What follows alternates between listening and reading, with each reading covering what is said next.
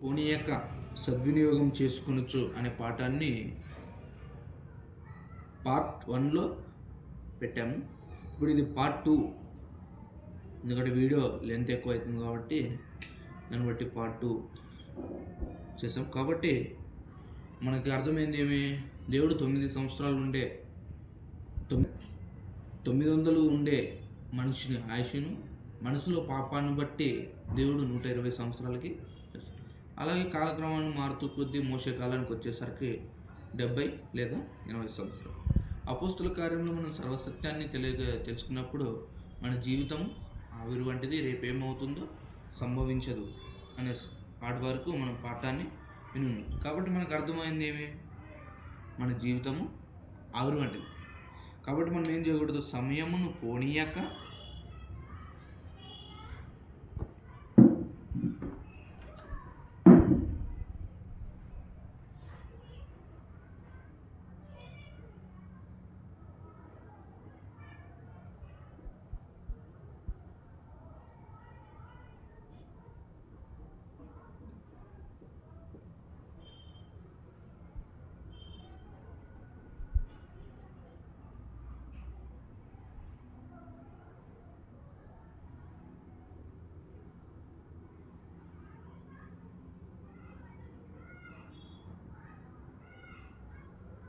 చేసుకొను.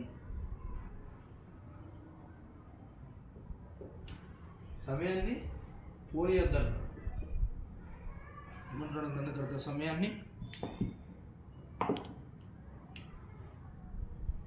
పోనీయొద్దు. కానీ మనము ఏం చేస్తున్నాము, సమయాన్ని పోనీయకూడదు. అంటే సమయాన్ని ఎలా వాడకూడదో తెలిసింది. కాబట్టి సమయాన్ని ఎలా వాడకూడదు, దీంట్లో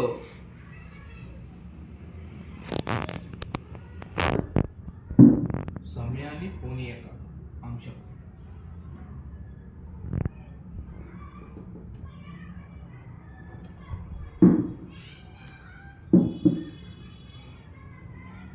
కాబట్టి సమయాన్ని ఏం చేయకూడదు, సమయాన్ని ఎలా వాడాలో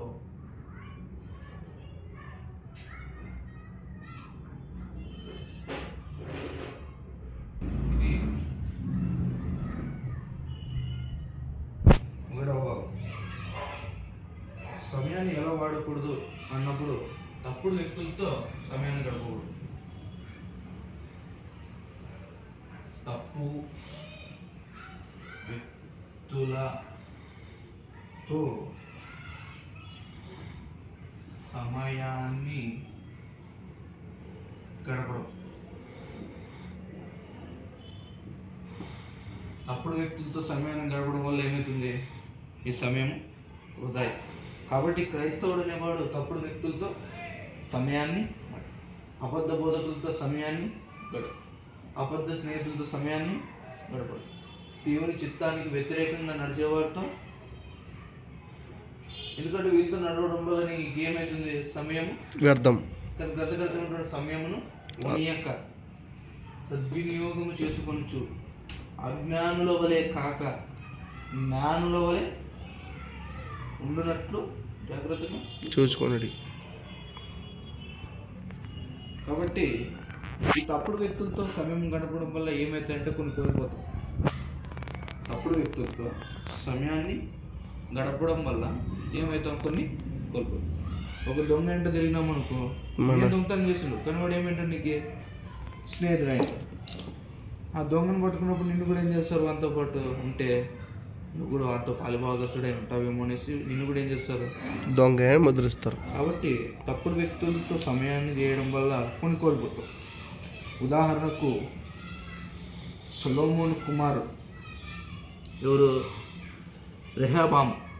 రెహబాము తన స్నేహితులైన యవనస్తులతో తప్పుడు సలహాలను తీసుకొని వాళ్ళు పెద్దల ముందు ప్రదర్శించినప్పుడు ఆయన రాజ్యాన్ని 2 రాజ్యాలుగా విభజింపబడింది. అది మనం ఎక్కడ చూస్తాము, 2వ దినవృత్తాంతములు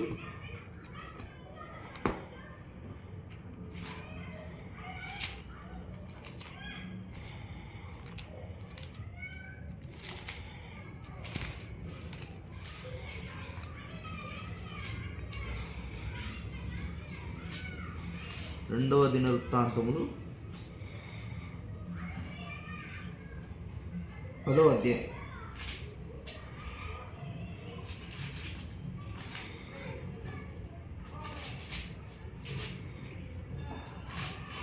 పదవ అధ్యాయంలో 1-10 వరకు మనం చదువుకున్నప్పుడు, రెహబామునకు అభిషేకము చేయుటకై ఇశ్రాయేలులందరూ షెకెమునకు వెళ్ళగా ఏమైంది అక్కడ?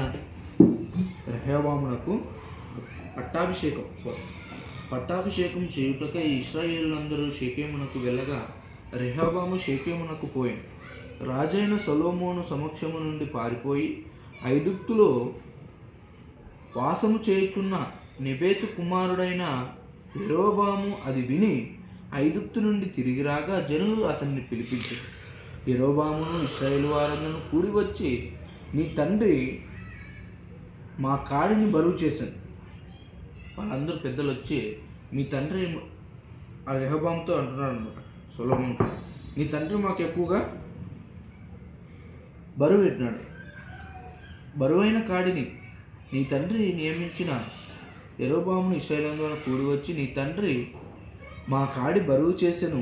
4వ వచనంలో, నీ తండ్రి నియమించిన కఠిన దాస్యమును అతడు మా మీద ఉంచిన బరువైన కాడిని నీవు ఇప్పుడు చులకనగా చేసినడలా నిన్ను మేము సేవింతుమని రెహబాముతో మనవి చేయగా, వాళ్ళు అంటున్నారు, సొలొమోను రాజు మీ తండ్రి గారు మాకు ఈ కాడి ఎక్కువ బరువు చేస్తాను, కానీ దాన్ని నువ్వు తక్కువ చేసినట్లయితే నేను సేవిస్తాము రాజా అని వాళ్ళు అంటున్నప్పుడు, అతడు 5వ వచనం ఏమంటాడు, అతడు మీరు 3 దినములు తాళి మరలా నా యొద్దకు రండి అని చెప్పారు. గనుక జనులు వెళ్ళిపోయారు. 3 దినాలైనాక నా దగ్గరికి మరలా రండి.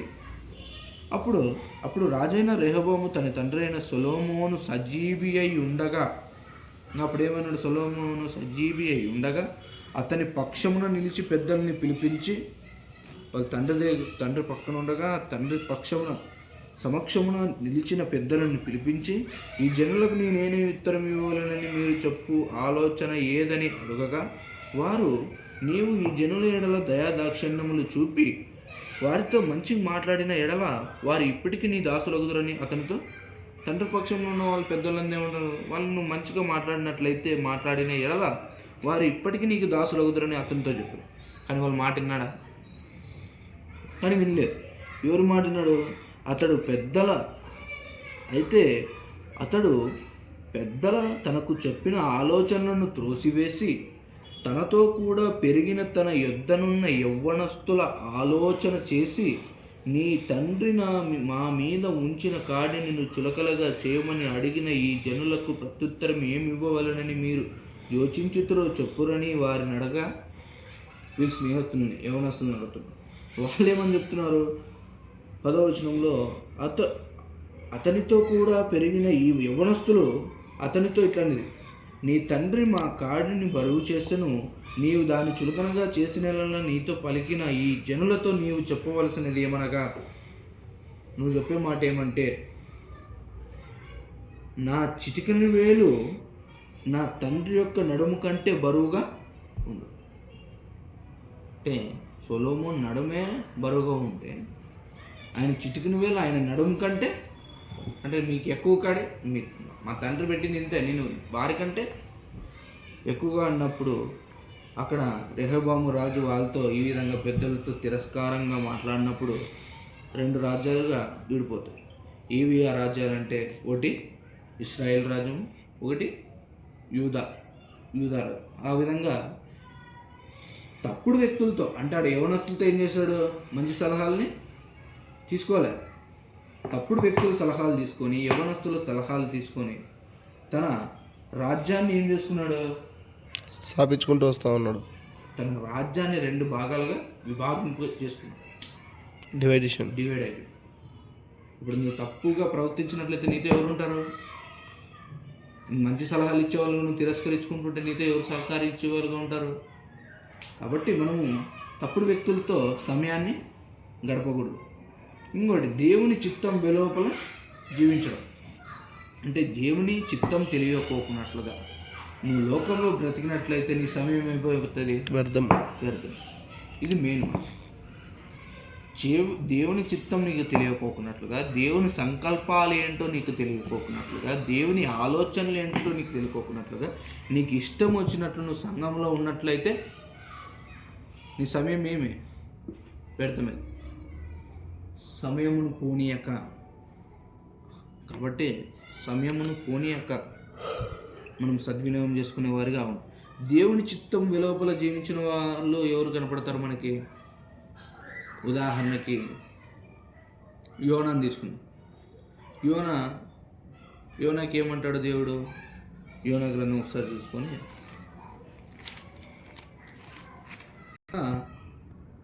దేవుడు ఒక మాట యోనాకి సెలవిస్తాడు. యోనా దేవుని చిత్తాన్ని వ్యతిరేకంగా ఏమని సెలవిస్తాడు?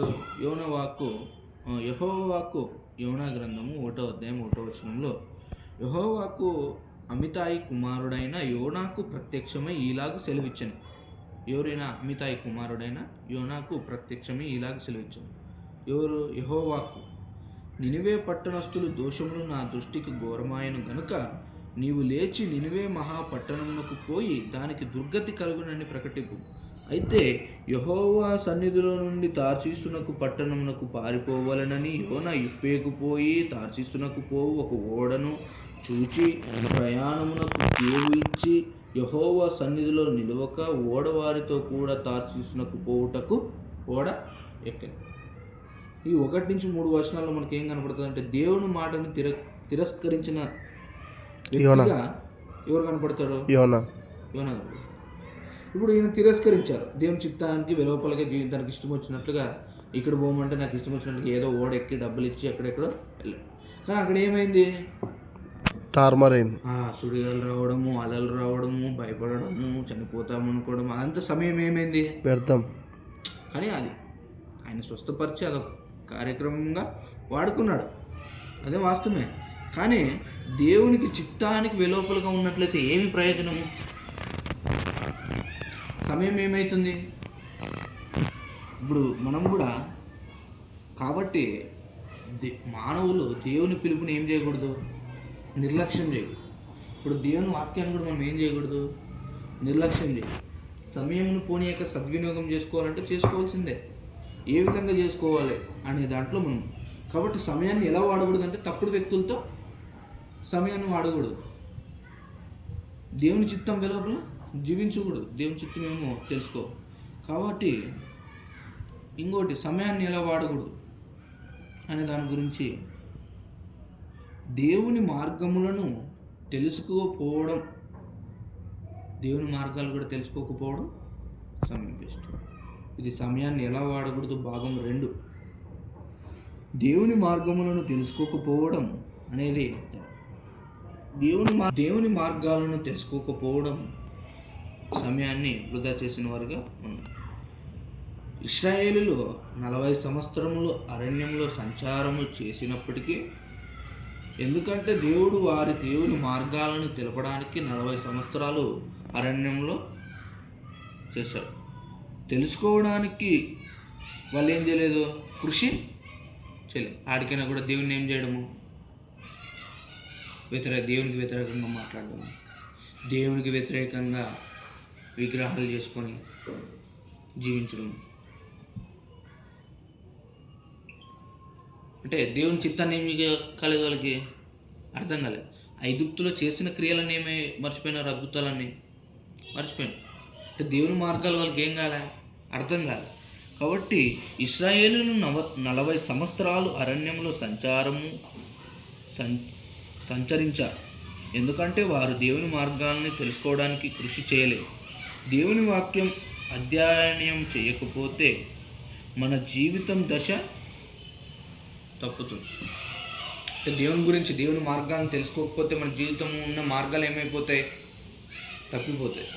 అది ఉదాహరణకు హెబ్రీయులకు రాసిన పత్రిక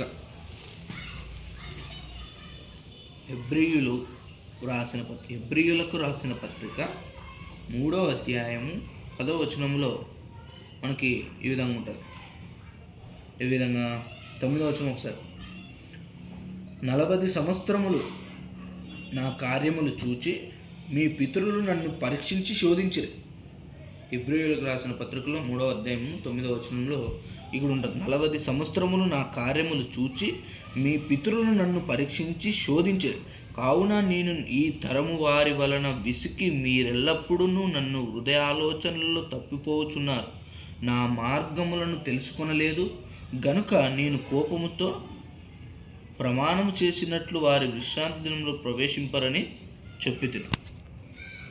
40 సంవత్సరాలు ఇశ్రాయేలు ఉన్నప్పటికీ వాళ్ళు దేవుని మార్గాలను ఏం చేయలేదు, తెలుసుకోలేకపోయారు. కాబట్టి మనసుకు నచ్చినట్లుగా కూడా ప్రవర్తించకూడదు. ఎందుకు మనసుకు నచ్చినట్లుగా ప్రవర్తించడం వల్ల సమయం ఏమవుతుంది, వృధా అవుతుంది. మనసుకి ఇప్పుడు దేవుని వాక్యము మనకేం చేస్తుంది, సమయమును పోనీయక సద్వినియోగం చేసుకోండి అని దేవుని వాక్యం అంటుంటే మనం సమయాన్ని ఏ విధంగా వాడుకుంటున్నాము, సినిమాలకు వెళ్ళి అక్కడ సమయాన్ని వేస్ట్ చేసుకోవడం, తర్వాత లోకంలో ఉన్న ఆశలు చూడడానికి సమయాన్ని వేస్ట్ చేసుకోవడం. అంటే మనిషి ఆనందంగా ఎంజాయ్గా ఉండడానికి తన సమయాన్ని వృధా చేసుకుంటాడు. సరే, సంతోషంగా ఉండు, నీ హృదయ దృష్టి చెప్పినట్లు ప్రవర్తింపము అని మనకి ఎక్కడ ఉంటాయంటే ప్రసంగి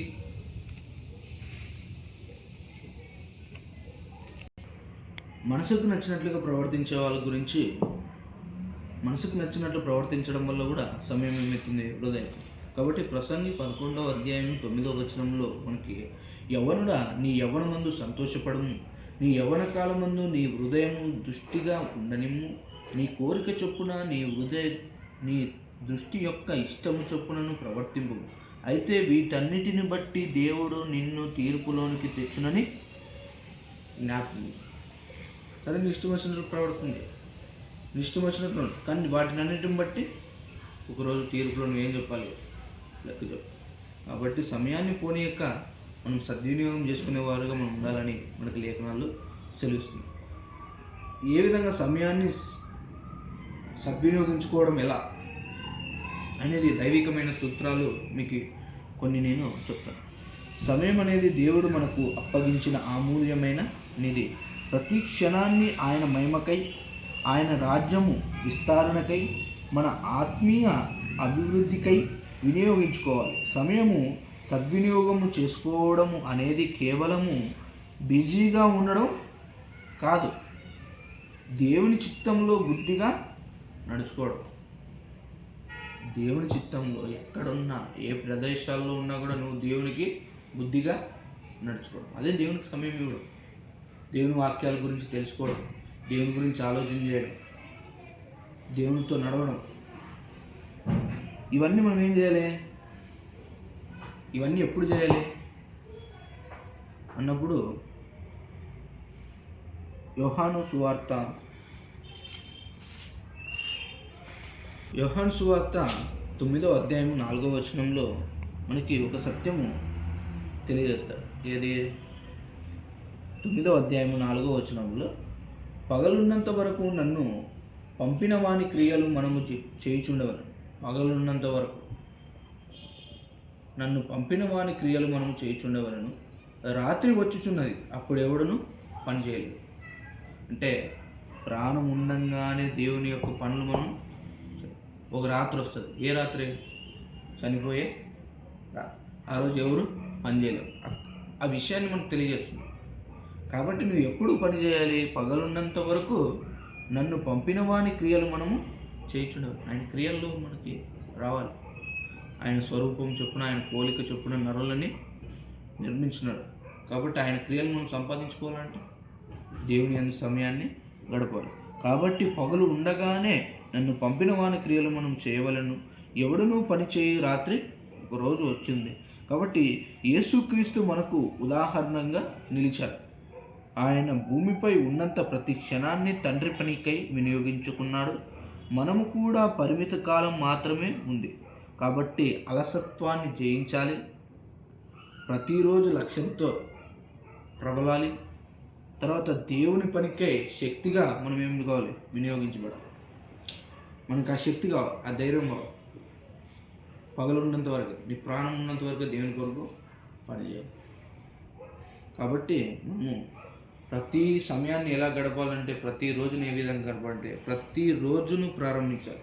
ఏ విధంగా ప్రార్థనతో నీ రోజును ఉదయాన్నే దేవునికి ప్రార్థన చేయడం, రోజంతా దేవుని గురించి నువ్వు చేస్తున్న పనుల్లో దేవుని గురించి కొద్దిగా ఆలోచించడం ఖాళీగా ఉన్నప్పుడల్లా. తర్వాత మనం సిద్ధంగా ఉండాలి. రెండవ రాకడ ఎప్పుడు వస్తుందో ఎవరికి తెలియదు. ఆయన దొంగ వలె వస్తాడు. కాబట్టి 5 మంది బుద్ధి లేని కన్యకలు, 5 మంది బుద్ధి కలిగిన కన్యకలు అని మనం వింటుంటాం. బుద్ధి లేని కన్యకలు సిద్ధంగా లేరు, బుద్ధి కలిగిన కన్యకలు సిద్ధంగా ఉన్నారు. కాబట్టి పెళ్లి కుమారుడు వచ్చినప్పుడు వాళ్ళు ఏమయ్యారు? డ్యూటీలు పట్టుకెళ్ళిపోయారు. సమయాన్ని కేటాయించాలి. మనలో నూనె ఉండాలి, సిద్ధపడతాను. ఇది తాత్పర్యం. ఇది మన ఆత్మీయంగా మనం భావించుకున్నట్లయితే మనం సిద్ధపాటుగా వాక్యాన్ని మన కోసం ఏం చేసుకోవాలి? సిద్ధపాటుగా ఉండాలి. నూనె అయిపోయింది అనుకో, దీపం అయిపోతుంది, అది అలంకరణ భాషలో చెప్తా ఉన్నాడు ఆరిపోతుంది. కాబట్టి మనమందరూ బుద్ధి లేని కన్యకలుగా ఉండిపోకున్నట్లుగా బుద్ధి కలిగిన కన్యకలుగా మనం ఉంటాం. కాబట్టి సమయమును సద్వినియోగం చేసుకునేది మన బాధ్యత. కాబట్టి మీరు గుర్తుంచుకోవాల్సింది ఏమంటే, సమయం తిరిగి రాదు. ప్రతి క్షణము దేవుని కానుక. మనం జవాబుదారీగా ఈ లోకంలో బ్రతకాలి. మనం చేయవలసింది ప్రార్థన. రోజుని ప్రార్థనతో రోజును మొదలు పెట్టాలి. దేవుని చిత్తంలో నడవాలి. అవకాశాలను, సంఘంలో ఇచ్చే అవకాశాలను వినియోగించుకోవాలి. మన లక్ష్యము ప్రభువు రాకడకు సిద్ధంగా ఉండాలి. నమ్మకమైన సేవ చేయాలి. శాశ్వత ప్రతిఫలం ఏది? పరలోకం. దాన్ని పొందడానికే క్రైస్తవులు సంఘాలకు వస్తుండే. దాన్నే మనకు దొరకకపోతే, కాబట్టి మనం ఎట్లుండాలంటే, ఎలా ఉండాలని గ్రంథకర్త మనకు తెలియజేస్తున్నాడంటే, 1వ కొరింథీ లాస్ట్ వచనాలు, 1వ కొరింథీయులకు రాసిన పత్రిక 15వ అధ్యాయం 58వ వచనం. కాగా నా ప్రియ సహోదరులారా, మీ ప్రయాసము ప్రభువునందు ఏం కాదు, వ్యర్థం కాదు. ఎందుకు గడపాలి సమయాన్ని? అది ఏదో బయట గడిపితే నాకు ఏదో ఒక 500 వచ్చేస్తుంది. కష్టపడాలి, తప్పదు. జీవనోపాధి కోసం మనం ఏం చేయాలి? కష్టపడాలి. కానీ నువ్వు వేస్ట్ చేసే సమయాలు ఉంటాయి చూడు, తప్పుడు వ్యక్తులతో తిరిగే సమయాలు, సినిమాలకు వెళ్ళే సమయాలు, టూర్లకి వెళ్ళే సమయాలు, అవన్నీ కొన్ని సమయాలు నువ్వు దేవుని వాక్యానికి నువ్వు ప్రాధాన్యత ఇచ్చినట్లయితే నీకేముంది? ప్రతి ఒక్కరు పని చేయాలి. పౌలు కూడా ఏం చేశాడు? డేరాలు కొట్టుకుంటూ దేవుని పని చేశాడు. మనం కూడా ప్రతి ఒక్కరు పని చేయాల్సిందే. కాబట్టి మనకు సమయాన్ని ఏం చేయకూడదు? పోనీకూడదు. పని చేయడం అంటే సమయం పోనీలేదు. మన కష్టం కోసం మనం ఏం చేస్తున్నాం? కష్టపడ్డాం. తర్వాత సమయాన్ని మనం ఏ సమయంలో వేస్ట్ చేయకపోకున్నట్లుగా మనము ఏం చేయాలి? ప్రభు రాకడ కొరకు సిద్ధంగా ఉండాలి. నమ్మకమైన సేవ చేయాలి. శాశ్వత ప్రతిఫలం పొందాలి. కాబట్టి మనం ఎట్లుండాలి? 58వ వచనంలో, కాగా నా ప్రియ సహోదరులారా, మీ ప్రయాసము ప్రభువునందు వ్యర్థం కాదని ఎరిగి స్థిరులను, కదలని వారును, ప్రభు కార్యాభివృద్ధి యందు ఎప్పటికీ ఆసక్తులనై ఉండడు. ఎప్పటికీ మనం ఎట్లుండాలి? ఆసక్తులు ఉండాలి. దేవుని పని అంటే ఆసక్తి, దేవుని చిత్తం అంటే, దేవుని వాక్యం అంటే, దేవుని ప్రార్థన అంటే, దేవుని పాటలు అంటే, ఇవన్నీ మనకి ఎట్లుండాలి? ఆసక్తితో ఉండాలి. ఆదివారం సంఘానికి రండి, సంఘానికి 11 గంటలకు టైం పెడితే 12 గంటలకు రావడం, అది ఆసక్తి అనరు. ఇప్పుడు ఒక హీరో వస్తాడు, నీకు ఆసక్తి ఉంటుంది చూడాలంటే. హీరో వచ్చినాక వస్తావు, హీరో రాకముందే వాడు ఉంటావు. ఒక హీరో రాకముందే లోకంలో నువ్వు ఆసక్తి చూపిస్తున్నావు. కానీ ఇదే మనకి ఏముండాలంట? సహోదరులారా, మీ ప్రయాసం ప్రభునందు వ్యర్థం కాదు ఎరిగి స్త్రీలను, కదలని వారును, స్థిరంగా ఉండాలి, కదలకూడదు, కదలని వారును ప్రభు కార్యాభివృద్ధి యందు ఎప్పటికీ ఆసక్తులై. అది క్రైస్తవుని యొక్క లక్షణం. కాబట్టి మనం అందరము దేవుని యొక్క సమయాల విషయాల్లో ఆసక్తి గలవారమై ఉండాలని ప్రభునందు మిమ్మల్ని హెచ్చరిస్తూ పార్ట్ 2 ఇంతటితో ముగిస్తున్నాము. అందుకు మీ అందరికి కూడా ప్రభు అయిన యేసుక్రీస్తు నామమున మీ అందరికి కూడా వందనాలు. అలాగే అనేకమైన సంగతులను ఇలాగ తెలుసుకుంటూ దైవికమైన జ్ఞానంలో మనం ఎదగాలని ఒక కోరికతో ఈ వీడియోను తెలిసిన వాక్యాన్ని మీకు పంపించడం జరుగుతుంది. కాబట్టి విని సత్యాన్ని గ్రహించి సత్యం వైపు నడవాలనే ఒక ఆశతో మీకు ఈ వీడియో యూట్యూబ్లో పెట్టడం జరుగుతుంది. కాబట్టి మీరందరూ వినాలని మనస్ఫూర్తిగా యేసుక్రీస్తు నామంలో మిమ్మల్ని వేడుకుంటూ బ్రతుకునడుచును. ఇంతటితో యొక్క పార్ట్ 2 సమయమును పోనీయక అనే సబ్జెక్ట్ని ముగించుకుంటున్నాను.